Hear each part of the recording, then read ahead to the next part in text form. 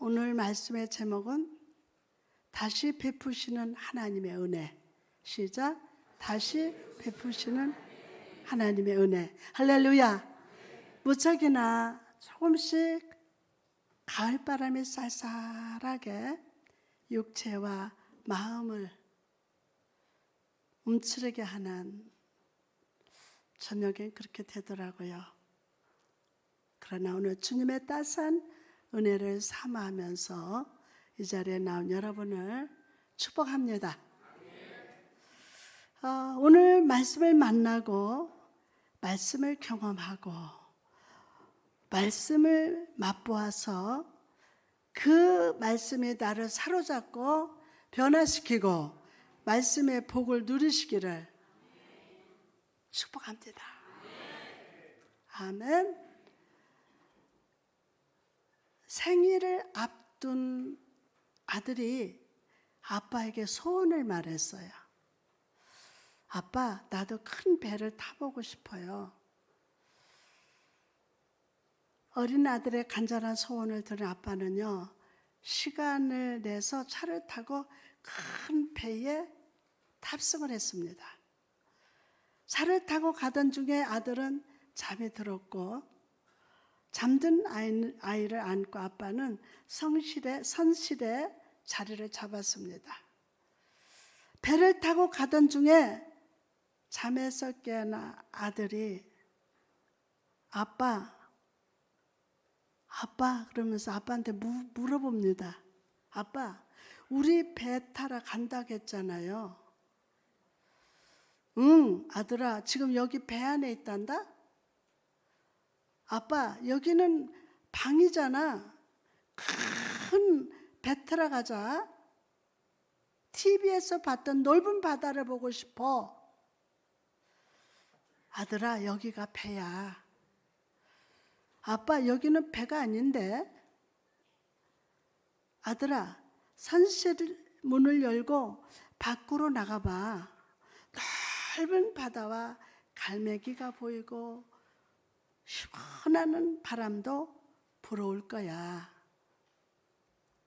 큰 배에 타고 있는데도 깨닫지 못하고 믿지 못하는 아이처럼 우리도 하나님의 큰 은혜 속에 거하면서도 은혜가 있는 줄을 모릅니다.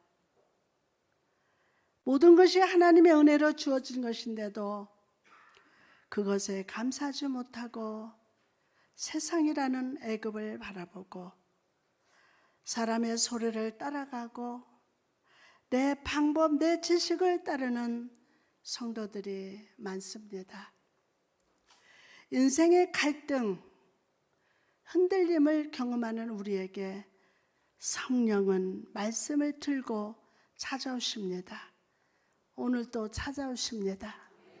오늘 아브라함을 찾아가신 하나님의 말씀 속에서 우리가 발견해야 하는 진리가 무엇입니까? 첫째로 다시 언약을 두시는 하나님을 만납니다. 다시 언약을 두시는 하나님을 만납니다. 본문 2절에 보니까 내가 새 언약을 나와 너 사이에 두어 너를 어떻게 크게 번성하게 하리라 하시니. 아멘. 여러분, 여기서 내 언약이라는 단어를 주목해 보시기 바랍니다. 우리가 누군가 언약이나 계약을 맺을 때는 나와 상대방이라는 쌍방이 존재합니다. 그죠? 그러나 하나님은 내 언약이라고 하십니다. 이것은 아브라함이 하나님과의 약속을 지킬 능력이 전혀 없기 때문에 하나님께서 일방적으로 약속을 주시고 하나님의 전능한 능력으로 지키시겠다는 겁니다. 하나님께서는 이미 아브라함에게 3번이나 자녀를 주시겠다고 약속하셨지만 아브라함은 계속 믿지 못하고 불순종의 길로 나갔습니다. 그래서 하나님께서는 그런 아브라함의 연약함을 인정하시고 주도적으로 약속을 이루시겠다고 선포하신 거예요. 주도적으로. 하나님께서 주도적으로 아브라함의 후손을 크고 번성하게 하시겠다고 말씀하셨던 것입니다. 아브라함은 하나님의 약속을 잊고 지난 13년간 자기 뜻대로 살았어요. 자기 뜻대로. 그러나 하나님은 그런 아브라함을 용서하시고 다시 한번 사랑으로 품어주시면서 축복해 주고 계십니다. 다시. 여러분, 우리도 아브라함처럼 수시로 실수하고 범죄합니다. 그러나 하나님은 또 다시 은혜를 베푸시고 또 다시 기회를 주시고 또 다시 축복하시기를 기뻐하심을 믿으시기 바랍니다. 또 다시. 그럼 하나님이 수시로 범죄하고 수시로 실수하는 우리에게 은혜에 또 은혜를 베푸시는 이유는 무엇일까요? 다윗은 그 이유를 이렇게 고백합니다. 시편 139편 1절에서 3절 보니까 여호와여 주께서 나를 살펴보셨으므로 나를 아시나이다. 주께서 내가 앉고 일어섰음을 아시고 멀리서도 나의 생각을 밝히 아시오며 나의 모든 길과 내가 눕는 것을 살펴보셨으므로 나의 모든 행위를 익히 아시오니. 아멘. 다윗은 하나님께서 자기 자신의 모든 것을 아시는 분이라고 고백합니다. 아신다. 알다라는 말은 히브리어로 야다라고 합니다. 부부가 서로에 대해서 가장 잘 알고 이해하듯이 하나님께서 나를 아시되 가슴으로 몸으로 이해하고 아신다는 거예요. 다 아셔요. 여러분, 하나님이 나의 실패와 불순종에도 불구하고 또 은혜를 베푸시는 이유는 바로 나를 잘 아시기 때문에. 나를 다 아시기 때문에. 이 부족한 종도 하나님이 나는 음성 듣는 게 아니에요. 성령께서 말아가십다라 말하는 거예요.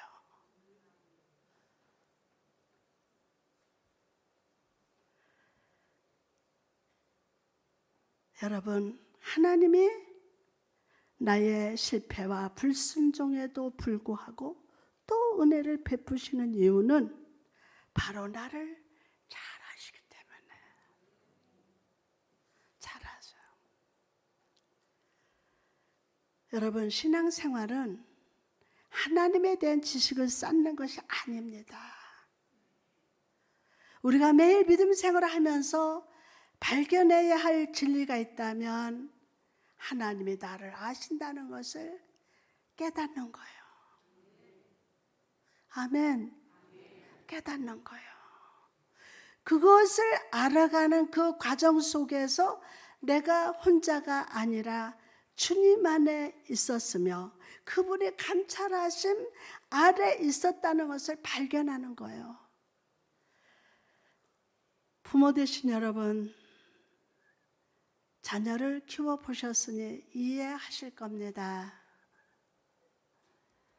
자녀가 때때로 말을 안 듣고 엉뚱한 길을 빠지고 실패합니다. 그러면서도 부모의 말은 조금도 귀 기울이려고 하지 않습니다. 자녀와 조금 대화하고 싶어서 방문을 두드려도 말하기 싫어요 하고 소리 지르고 방문을 잠궈 부립니다. 그러나 그런 자녀랄지라도 언제나 부모의 마음속에 있습니다. 부모가 자녀들을 야단치고 너 그렇게 하면 안 돼. 미워서 그렇습니까? 자녀의 마음을 알고 무슨 생각을 하는지도 알고 무엇 때문에 울고 있는지도 다 압니다. 다 알면서도 기다려줍니다. 한결같은 사랑을 줍니다. 그래서 깨닫기를 성숙하기를 기다려주는 것, 그것이 바로 사랑입니다. 여러분 각 사람은 주님께 아심받은 자녀임을 잊지 마시기 바랍니다. 아멘. 아멘. 한 사람을 하나님 사람으로 만들려면은요, 목사가 잔소리도 해요. 야단도 치고, 왜 그러니? 근데 벌로 들어. 벌이 뭔지 알았어요? 이제 벌로 들으면 벌 받아. 그리고 오늘 이 예배를 통해서 다시 사랑으로 찾아오시고 은혜를 베푸시는 그 하나님을 바라봅시다. 아멘. 그러면 바라봐요. 내 삶을 헤아려 달라고 구하기 전에 먼저 성숙한 자가 되기를 원하시는 하나님의 마음을 헤아려 드리는 아주 성숙한 자녀로 살아가시기를 축복합니다. 그럼 나를 아시는 하나님의 은혜가 우리에게 임할 때 어떤 역사가 나타납니까? 첫째로 다시 베푸시는 은혜로 인하여 형통하게 됩니다. 시작. 다시 베푸시는 은혜로 인하여 형통하게 됩니다. 아멘, 아멘, 아멘. 할렐루야. 자, 나를 아시는 하나님의 은혜가 임할 때 그 사람의 삶에는 형통의 역사가 나타나요. 여러분 요셉을 보시기 바랍니다. 그는 형들에게 버림을 받고 애굽의 종으로 끌려왔습니다. 육적인 눈으로 볼 때는 그는 혼자였으나 영적으로 볼 때 선하시고 인자하신 하나님의 은혜가 그를 따라갔습니다. 그리고 그 은혜가 그의 삶을 형통하게 인도하셨음을 믿으시기 바랍니다. 창세기 39장 2절에서 3절 말씀 보니까 여호와께서 누구에게 요셉과 함께 하심으로 그가 형통한 자가 되어서 그의 주인 애굽 사람의 집에 있으니 그의 주인이 여호와께서 그와 함께 하심을 보며 또 여호와께서 어떻게 했어요? 그의 범사에 형통하게 하심을 보았더라. 아멘. 또 39장 5절에도 여호와께서 요셉을 위하여 그 애굽 사람의 집에 복을 내리심으로 여호와의 복이 그의 집과 밭에 있는 모든 소유에 미친지라 라고 말씀하셨습니다. 자, 하나님의 은혜가 요셉과 동행할 때 그가 형통하게 됐을 뿐만이 아니라 불행했던 그의 모든 환경이 이방인의 가정이 복을 받는 역사가 나타났습니다. 여러분 나를 아시는 하나님의 은혜가 임할 때 형통합니다. 뭐가 된다? 형통합니다. 복이 될지어다. 아멘. 믿음으로 아멘. 우리 영혼과 환경과 가정과 땅과 사업이 형통으로 변화될 것임을 믿으시면 아멘이 될지어다. 자, 무엇보다 이 형통의 역사가 여러분의 인생길을 의의 길로 인도할 것임을 믿으십시오. 무슨 길로? 의의 길로. 자, 많은 사람들이 자기가 원하는 길, 자기 눈에 보기 좋은 길을 형통의 길로 생각합니다. 내가 걷는 그 길에 하나님이 축복하시고 형통케 해달라고 간구합니다. 그런데 아십니까? 인간에게 가장 형통의 길은 예수 그리스도가 여신 영통의 길입니다. 다 같이 무슨 길? 형통이 아니라 무슨 길? 영통의 길이에요. 영원한 생명의 길, 자 천국으로 인도하는 길이 형통의 길인 줄 믿습니다. 그러므로 여러분, 오늘 목자 되신 주님이 앞서 가시는 길, 은혜의 지팡이와 막대기로 인도하시는 길을 따라갑시다. 골짜기를 걸어도 주님이 앞서 가시면 그 길은 형통한 길입니다. 주님이 가시는 길을 내가 가는, 그게 형통이에요. 악한 사단이 사방을 둘러싸고 있어도 주님이 앞서 가시면 여러분 머리털 하나도 건드리지 못하게 지켜주실 것임을 믿으시기 바랍니다. 주여, 오늘 세상적인 형통의 길이 아니라 주님이 인도하시는 은혜의 길, 영통의 길로, 형통의 길로 걸어가게 하옵소서. 자, 두 번째로, 은혜에 베푸실 때 내 인생의 목적을 발견하게 됩니다. 내 인생의 목적을 발견하게 돼요. 오늘 본문 속에 아브라함도 그렇고 성경 속에서 하나님께 쓰임받은 사람들은요, 삶의 방향 속에서 하나님의 은혜를 만났을 때 삶의 목적을 발견하는 거예요. 삶의 뭐를요? 목적을 발견하게 돼요. 바울은 다메섹 도상에서 목적을 발견하고 베드로는 갈릴리 바닷가에서 발견했으며, 부족한 종인 저도 12살 때 새벽 기도를 들으면서 하나님 앞에 주의 종으로서 인생의 목적을 발견했습니다. 내가 너를 무디같이 쓰리라. 12살짜리가 그때도 책은 참 좋아했지만은 무디 책을 못 봤어. 무디가 누군지도 모르는데 무디같이 들어 쓰신다고 하나님 말씀하셔서 제가 주의 종으로서 인생의 목적을 발견하게 된 겁니다. 여러분, 여러분이 이 땅에 태어난 것은 우연이 아닙니다. 하나님께서 우리 마음의 깊숙한 곳에 영혼의 대지에 나를 이 땅에 보내신 목적을 새겨두셨어요. 그리고 그 목적은 은혜가 임할 때 발견되고 그 은혜가 그 목적대로 살아가게 합니다. 그 은혜가 목적대로 살아가게 합니다. 토마스 칼라일은 말하기를, 목적이 없는 사람은 키 없는 배와 같다. 한낱 떠돌이요 아무것도 아닌 인간이라 부를 수 없는 사람이다 라고 했습니다. 흩어진 빛은 힘이 없습니다.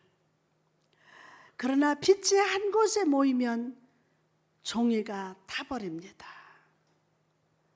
이처럼 오늘 하나님의 은혜가 부어질 때 나를 향하신 목적을 깨닫고 그 뜻을 이루는 능력 있는 삶을 살 수 있음을 믿으시면 아멘. 그런데 여러분, 여기서 잊으면 안 될 것이 있습니다.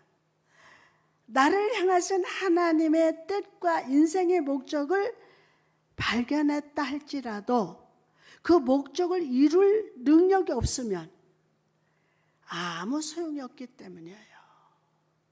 오늘 말씀에 능력을 받을지어다. 능력이 없으면, 힘이 하나도 없어. 능력이 없으면, 나를 향하신 주님의 뜻을 발견했다면 이제 그 뜻을 이룰 수 있는 능력을 받아야 돼요. 자, 여러분 자신에게 능력이 있을지어다. 오늘 능력을 받을지어다. 받아야 돼요. 그 능력이 무엇입니까? 바로 권능으로 임하시는 성령의 능력임을 믿으시기 바랍니다. 성령의 능력. 여러분, 예수님의 제자들을 보시기 바랍니다. 그들은 예수님을 만난 후에 자기들의 삶의 목적을 발견했습니다. 그러나 그 목적이 언제 이루어졌습니까? 바로 오순절날 불의 해 같은 성령 충만이 임할 때. 무식하고 성질 급한 베드로의 설교를 듣고 3,000명이 회개하는 역사가 나타났던 것입니다. 여러분, 오늘 나를 아시는 하나님, 그분의 은혜를 구합시다. 그분의 은혜를 구합시다. 할렐루야. 나를 향하신 주님의 뜻을 깨닫게 하시고 그 뜻을 이룰 능력이 되시는 성령님을 간절히 갈망합시다. 간절히 갈망합시다. 아멘. 자, 목사인 나도요, 여기 있을 때, 아니, 강단에 서기 전에 여러분, 목사님 위해서 기도 많이 해야 돼요. 얼마나 사단이가 방해하는지 몰라요. 그래서 성령님을 막 구합니다. 성령님 도와달라고. 스펄준 목사님은 성도들이 지하에서 100명이 계속 목사님 위해서 중보기도 하는 거예요. 교회에 와서 가만히 와가 앉아가지고 물동 보고 다른 거 뭐 핸드폰 쳐다보고 뭐하고. 여러분이 의자에 앉아서 오늘 우리 목사님 능력 주세요. 기도로 중보기도 해줘야 되잖아요. 아멘.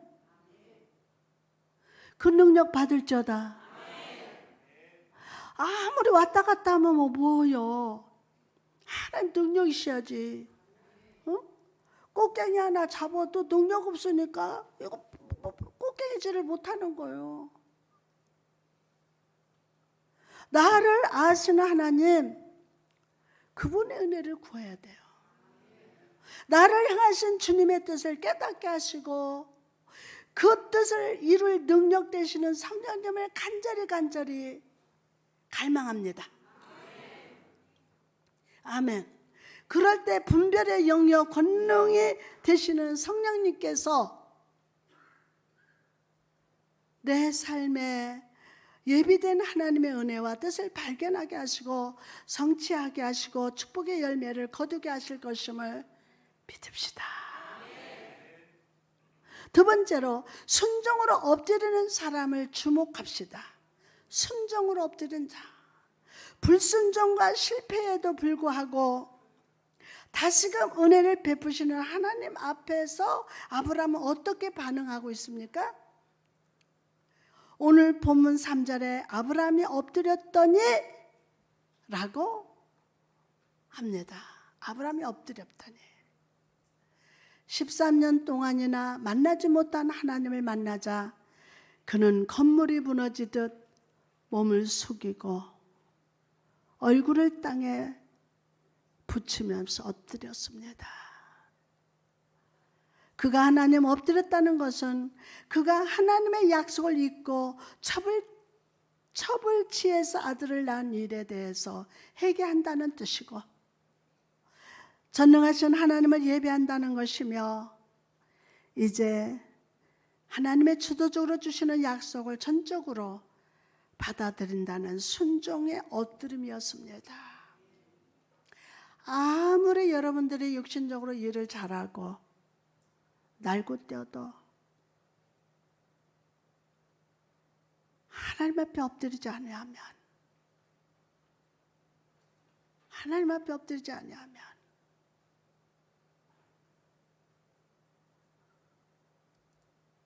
오늘날의 세상은요, 남에게 고개를 숙이려 하지 않고 다른 사람을 밟고 내 고개를 높이 들기를 기뻐합니다. 근데 우리 임마누엘 교인들은 없어. 그런 사람이 없어. 왜 아멘을 안 난디야? 아멘. 여러분의 주에 일할 때 세상에서 내 맘대로 살았던 그것을 가지고 하나님의 일을 하면 더러워, 못 견뎌, 보기도 힘들어.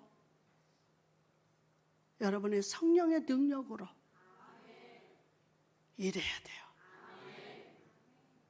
아멘.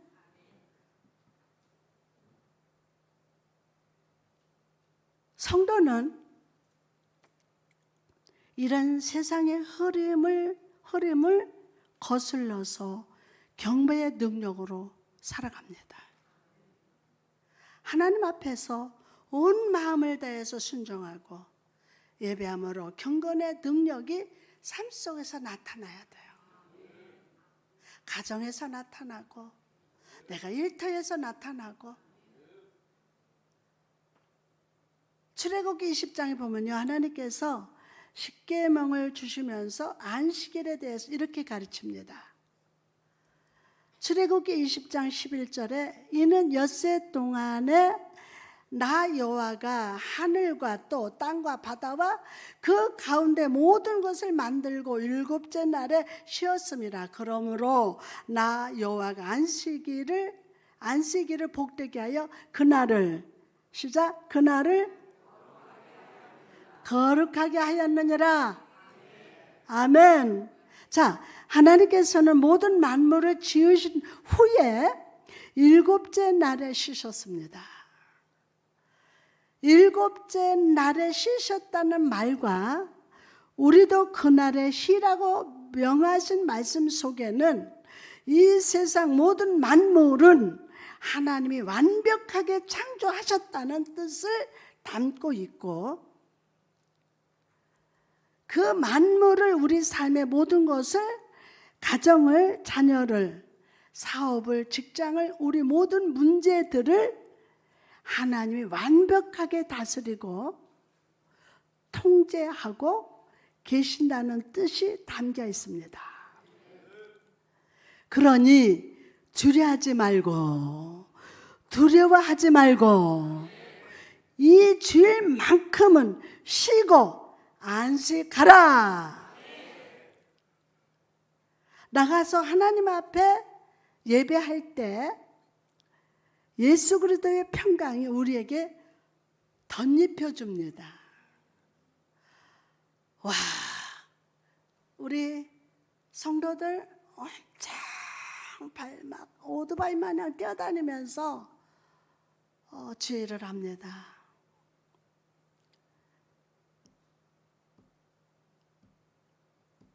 얼마나 열심히 하는지 몰라요.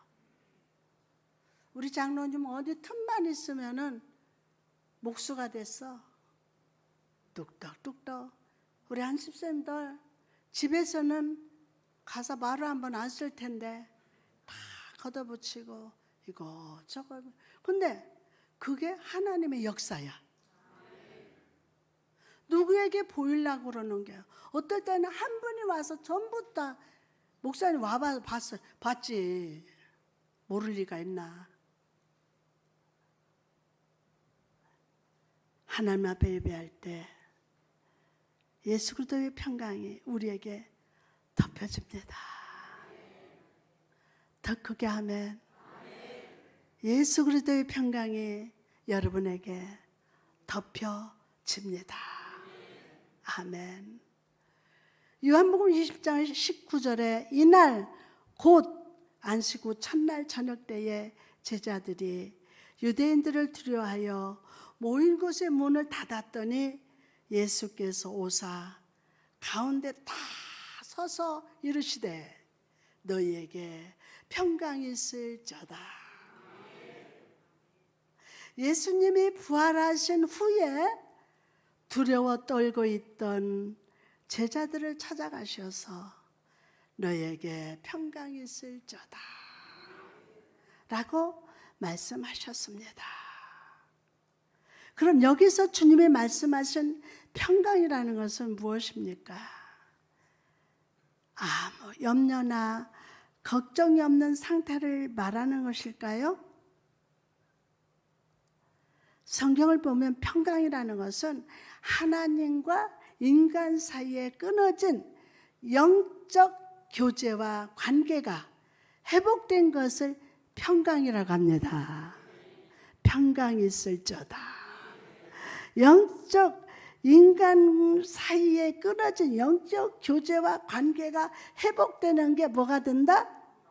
평강이에요. 평강. 즉 인간의 괴롭히고 힘들게 하는 모든 두려움과 염려라는 하나님과 관계가 끊어짐에서 오는 본능적인 반응이라는 거예요. 아담과 하와가 범죄해서 하나님과 영적 교제가 끊어졌을 때 그들이 어떻게 했습니까? 하나님을 두려워해서 숨었습니다. 숨었어요. 2000년 전 제자들을 찾아가시사 너에게 평강이 있을지어다 선포하셨던 예수님께서는 오늘 이 자리에서 예배하는 여러분의 마음에 찾아가셔서 말씀하십니다. 말씀하십니다. 너에게 평강이 있을지어다. 옆 사람한테 너에게 평강이 있을지어다.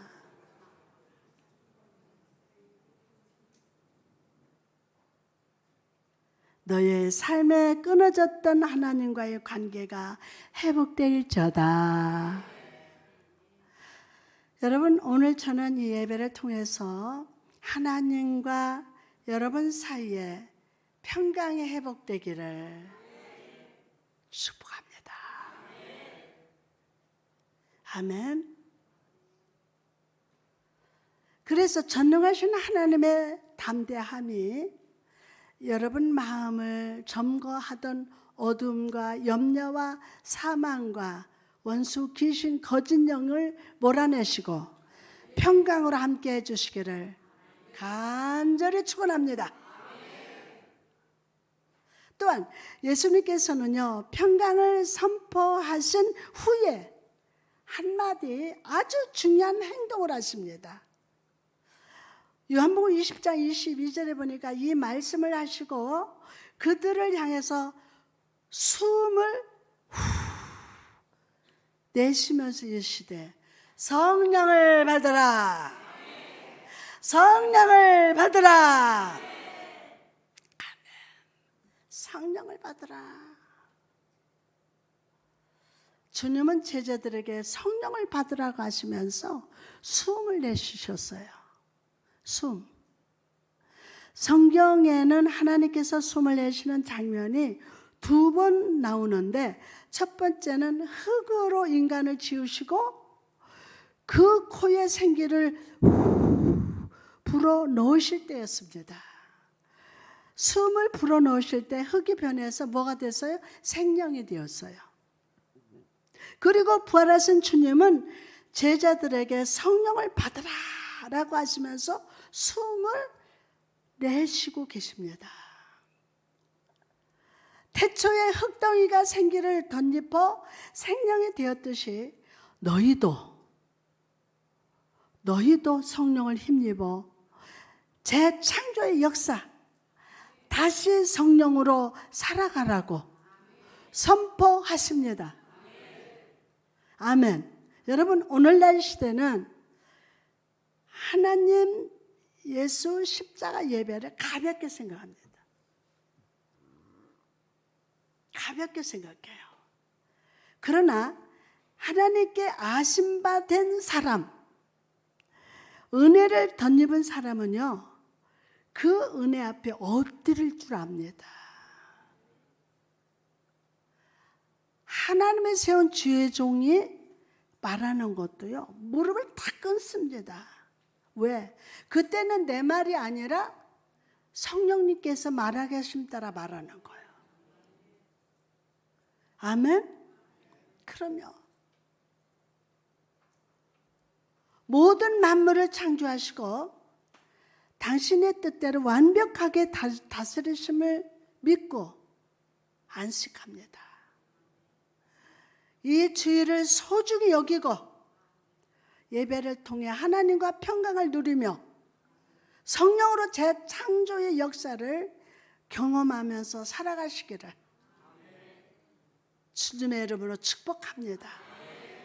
또한 우리는 평강을 알지 못하는 이 세상, 은혜를 잊고 하나님을 잊은 세상 사람에게 평강과 생기를 흘러보내는 통로로 살아갑시다. 전쟁과 죽음, 질병과 분열이 계속되는 오늘날입니다. 이럴 때일수록 하나님 앞에 예배에 힘쓰고 기도에 힘씁시다. 아멘. 그래서 우리 각 사람이 평강의 통로로 성령의 재창조의 능력의 손길이 되어서 가정을 살리고 지역을 살리고 성령으로 이 나라와 민족이 재창조되는 역사에 동참하는 여러분 되시기를 축원합니다. 할렐루야.